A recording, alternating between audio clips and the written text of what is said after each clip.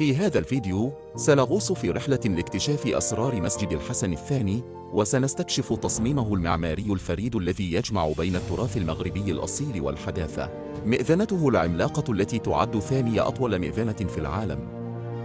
زخارفه المبهرة، موقعه الساحر على شواطئ المحيط الأطلسي، والعديد من المعلومات والحقائق المثيرة عن المسجد.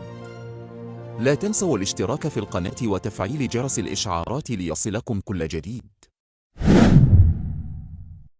بتصميمه المعماري المميز وبمئذنته العملاقة، يتألق مسجد الحسن الثاني في مدينة الدار البيضاء كإبداع فني يمتاز بروعة العمارة المغربية في شكله وزخرفته الفريدة، وبضخامة بنائه، مما يجعله يبرز كأحد أبرز المعالم في القارة الإفريقية وعلى مستوى العالم. يتميز المسجد بموقعه المميز على شواطئ المحيط الأطلسي، مما يمنحه جاذبية خاصة ويجعله محطة سياحية للزوار القادمين من جميع أنحاء العالم. وبهذه السمات البارزة، يوصف مسجد الحسن الثاني بأنه جوهرة فوق الماء من قبل خبراء الآثار، مما يجعله واحدا من أهم وأكبر المساجد في العالم، ومعلمة جذابة للسياح والزوار الساعين لاستكشاف عظمة التراث المغربي. أتت فكرة بناء المسجد من زيارة الملك الراحل الحسن الثاني لمدينة الدار البيضاء. خلال تلك الزيارة، قرر الملك الراحل بناء مسجد ضخم على الماء، مشيرا إلى الآية القرآنية التي تقول: وكان عرشه على الماء.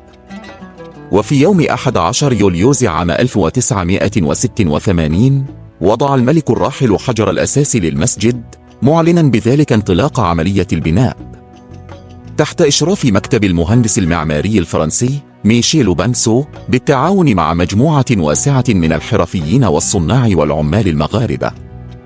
تم بناء مسجد الحسن الثاني خلال فترة استمرت 6 سنوات، بمشاركة 2500 عامل و10,000 حرفي، يجمع المسجد بين سمات العمارة المغربية والابتكار التكنولوجي الحديث، مما جعله يتناغم مع متطلبات الحياة المعاصرة وضخامة البناء، ويتأثر بالثقافة الغنية والتراث البنائي في المغرب. يمتد مسجد الحسن الثاني على مساحة تقدر بحوالي 90,000 متر مربع، وتصل طاقته الاستيعابية الإجمالية إلى 105,000 مصلي، 25,000 في قاعة الصلاة الرئيسية و80,000 في ساحته الخارجية. يتميز المسجد بمئذنته التي ترتفع حتى 210 أمتار، حيث ينبعث من قمتها أشعة الليزر التي يبلغ مداها 30 كيلومترا في اتجاه القبلة. ومن بين السمات المميزة للمسجد، يأتي سقفه الذي يفتح ويغلق بشكل آلي، مما يضفي عليه مزيدا من الفخامة والتميز. تتزين قاعة المسجد بسلسلة من القباب المتنوعة، بما في ذلك ثريات من البلور تضفي لمسة من الأناقة والفخامة. يتوجها سقف يمكن فتحه، مما يحول القاعة إلى صحن واسع مفتوح على السماء. وتضاء قاعة الصلاة بسلاسة بواسطة سلسلة من الأبواب الزجاجية، مع فتحات محاطة بإطارات خشبية، مما يضفي على الجو دفئا ورونقا يعكس تراث العمارة المغربية بأناقتها وفخامتها. يتميز المسجد بتصميمه المستوحى من النقاء والغنى الثقافي لفن البناء في المغرب. يتميز بالضخامة التي تمثل متطلبات الحياة المعاصرة، حيث تم دمج التقنيات الحديثة في هندسته المعمارية بشكل متقن. وبفضل هذا الجمع بين التقاليد والتطور، مسجد الحسن الثاني لا يقل أهمية عن أي معلم آخر في المغرب، ويمثل رمزا للتراث والحداثة معا. افتتح مسجد الحسن الثاني رسميا أمام المصلين في 30 غشت عام 1993، وذلك بمناسبة احتفال ليلة المولد النبوي الشريف.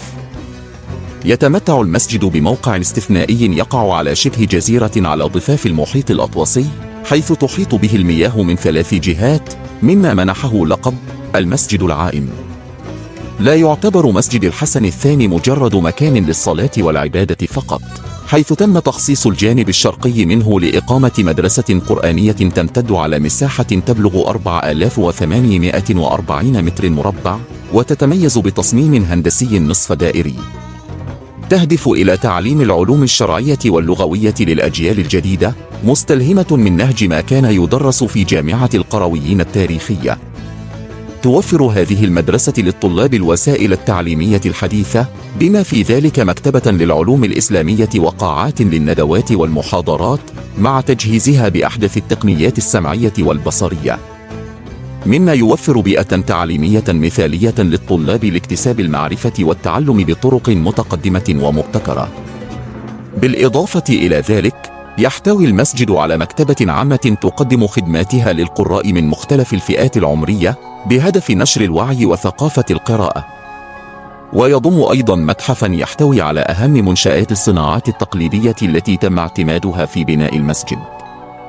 وفي عام 2012 تم إنشاء أكاديمية الفنون للصناعة التقليدية بهدف تخريج مهندسين متخصصين في كل ما يتعلق بالمجال التراثي المعماري المغربي، بهدف ضمان بقائه وتوريثه للأجيال القادمة.